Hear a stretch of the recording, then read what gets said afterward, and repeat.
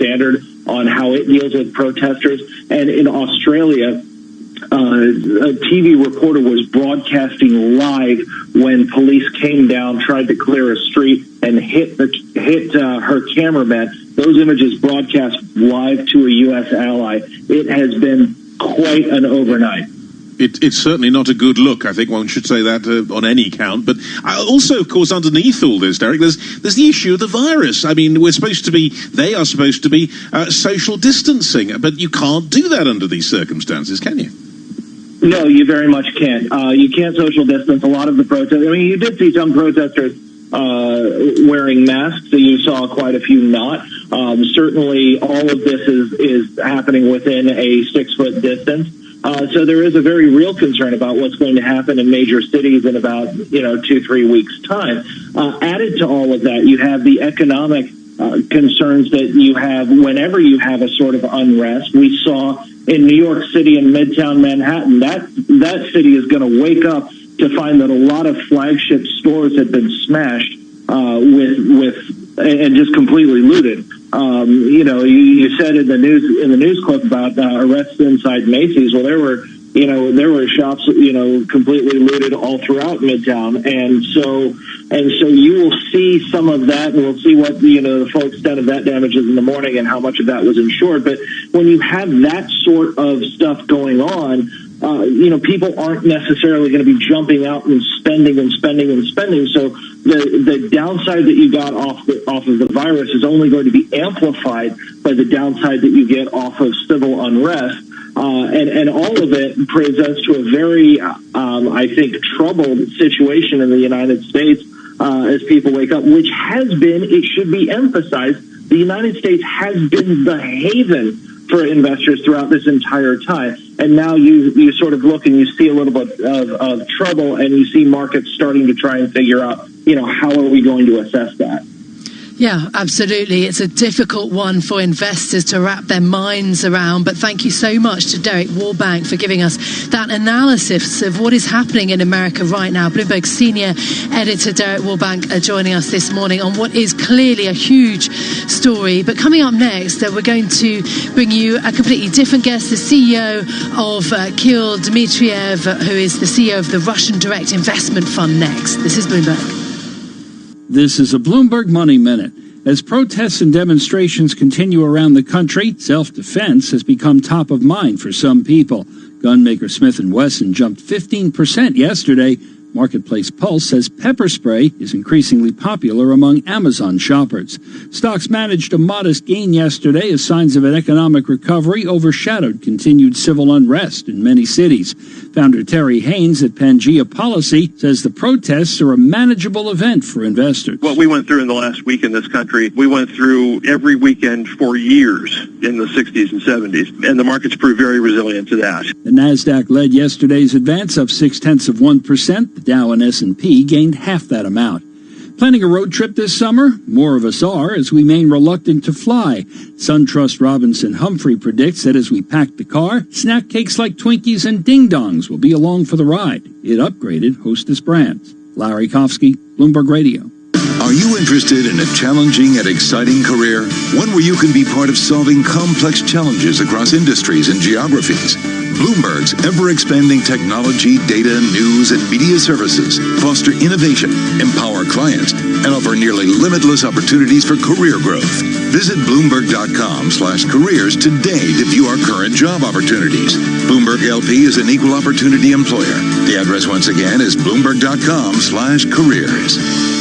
Are you looking for senior care for your mom or dad but don't know where to start? Hi, I'm Joan London with The Place for Mom. Nobody knows your parent or loved one better than you, and nobody knows senior living better than the experts at A Place for Mom. It's a free service, and we've helped thousands of families find the right place for their mom or dad.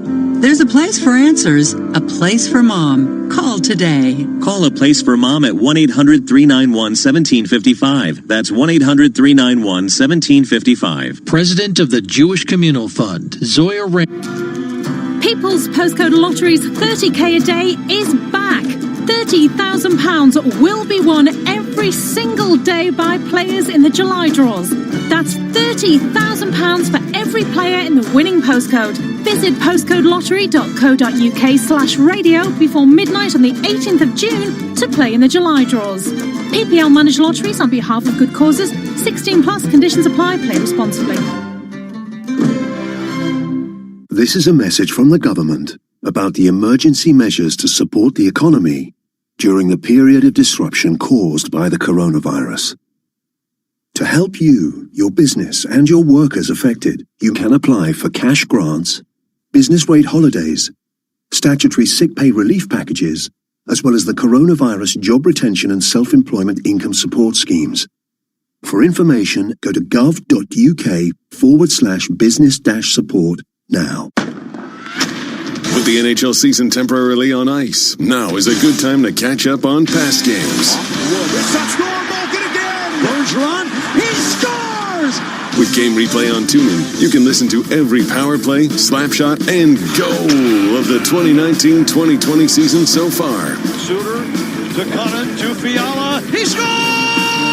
And for a limited time, it's free for hockey fans everywhere. Search Classic Game Replays to start listening. Want to relive the glory of college football? Balls over a man, into the end zone. Come explore TuneIn's Classic Game Replay collection to hear ESPN's complete coverage of the 2019 New Year's 6 bowl games. Don't miss your chance to re-experience the Rose Bowl, the 2020 National Championship, featuring Clemson and LSU. There are going to be 2 champions on the field tomorrow night, and there's going to be 1 team hold up the trophy. 10, race to the 5, touchdown! Search Classic Game Replays to listen for free. Who says you can't have a laugh while getting serious about America's pastime? On the daily podcast Locked On MLB, comedian and baseball fanatic Paul Francis Sullivan talks about each team, each pennant race, and everything else in the game, from rule changes and controversies to baseball cards and stadium food. For those of you who are not familiar with me or the old show, I love to obsess over baseball. I'm talking baseball over the Super Bowl. We had a TV showing the division series during my wedding. Search Locked On MLB on TuneIn to listen today. London on DAB Digital Radio. To New York, Bloomberg 1130. To Washington, D.C., Bloomberg 99.1. To Boston, Bloomberg 106.1. To San Francisco, Bloomberg 960. And around the globe, the Bloomberg Business app and BloombergRadio.com. This is Bloomberg Daybreak Europe. A very good morning from London. I'm Caroline Hepker. And I'm Roger Hearing. And you're listening to Bloomberg Daybreak Europe. Now, in the markets this morning, we're off to quite a flying start in Europe in terms of equities here. We're up by 1% for the US Stoxx 600 after a number of the big markets were closed yesterday. The DAX, for example, playing catch-up, gains of 2.8%. Also, in terms of US futures, they've been off for America. The NASDAQ is in positive territory, up 0.2%, but the S&P 500 is weaker. So too the Dow Jones E-mini futures. Even the global stocks, of course, are trading at a 3-month high. But it is getting to the point where investors are beginning to have to think about the situation in the US, which is so chaotic. The riots, the protests, the looting, and also the pandemic. How does that filter into the story about the reopening of states and of shops and of the economy in the US? In terms of the bond markets, I'll give you a check there.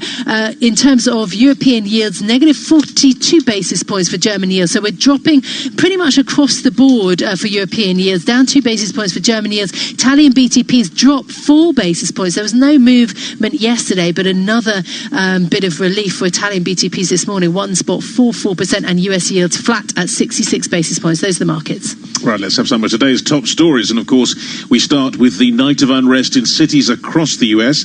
President Trump is threatening to deploy the military and calling on state governors to, quote, dominate the streets. During his Rose Garden address, federal officers used tear gas to disperse peaceful protesters who were just outside the White House gates. Meanwhile, when it comes to the UK, Boris Johnson plans to reset his government's agenda with a major speech. Sources have told Bloomberg that this key address is expected for the end of June. The Chancellor Rishi Sunak is also drawing up new plans to bolster the economy amidst forecasts, of course, of the worst recession in Britain in 300 years. Now, this might appeal to some of our listeners. Most UK stock market participants want a reduction in what are the world's longest trading hours. They favour a trading day of 9 a.m. to 4 p.m. That's according to a survey by the London Stock Exchange. The majority also agreed that any changes would need a unified approach across Europe, and in light of that, the LSE is waiting for surveys from other bourses before it makes any decision. Okay, those are some of our top stories this morning. Let's get all the latest also in global news headlines. Here's Bloomberg's Leanne Gerrans. Good morning. Caroline, good morning and thank you. The death of George Floyd in the US, which is triggering widespread protests across the country, has been declared a homicide in an official post-mortem examination. The autopsy says his heart stopped as police in Minneapolis restrained him and compressed his neck. Meanwhile, in New York, a citywide curfew went into effect a few hours ago for the first time in over 70 years. The Hong Kong leader, Carrie Lam, has condemned the US for double standards. She's criticizing the Trump administration for cracking down on demonstrators in the US after it supported unrest in the Asian financial hub. She also spoke out against plans to strip Hong Kong of its special trading status. We have seen most clearly in recent weeks the double standard that's around. Now, there are riots in the United States. We see how local governments reacted. And then in Hong Kong, when we had similar riots, we also saw what position they adopted then. Today marks the next phase of easing the lockdown in France. From Paris, Bloomberg's Caroline Conan reports. The French will be able to travel across the country beyond the previous limit of 100 kilometers. A good news for those trying to plan their summer holidays, even though international travel continues to be restricted. Bars, restaurants will also be able to reopen, except in the Paris region, which remains on a higher alert than elsewhere. In Paris, Caroline Conan, Bloomberg Daybreak Europe. And in Russia, President Putin has launched a controversial reform that could see him remain in power for another 16 years. The 1st of July will see a nationwide vote on amending the rules which could let him govern the country until 2036. The vote was planned earlier this year but was postponed as Russia's coronavirus cases surged. Kremlin critics say Putin has been downplaying the seriousness of the pandemic there in order to stay in power.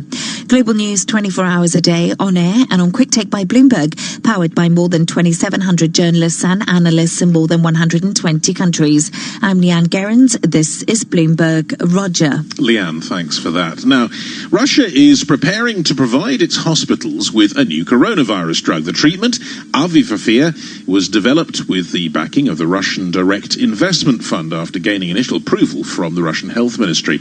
Now, it comes as countries across the globe are racing to find safe and effective treatments for COVID-19.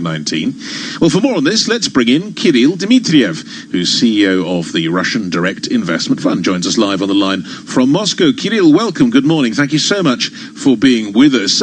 Just tell us about Avifavir. What have the trials so far shown? So Avifavir is really good news. We registered it in Russia, and it's the first registration of the drug using substance Favipiravir in the